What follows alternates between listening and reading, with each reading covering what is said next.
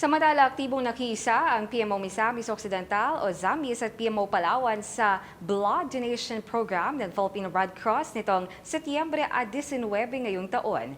Nakibahagi ang ilang empleyado at kawani ng PPA-PMO sa kabayanihan at pagtulong na makapagligtas ng buhay gamit ang pagdodonate ng kanilang mga dugo. Si Michelle Cruz para sa ibang detalye.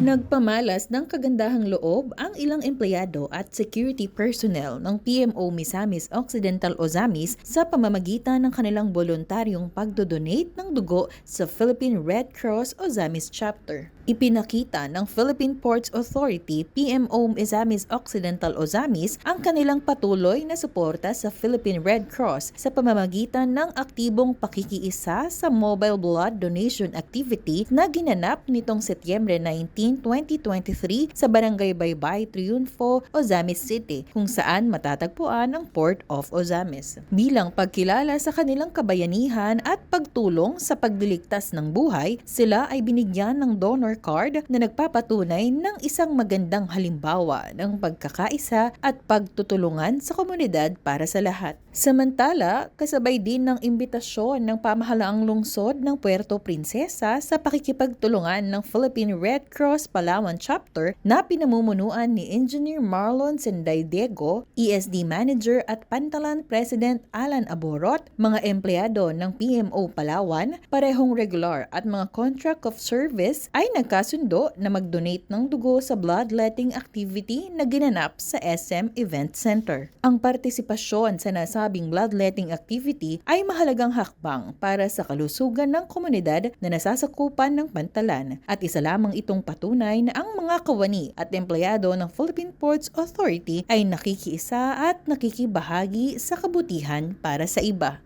Michelle Cruz para sa PPA TV.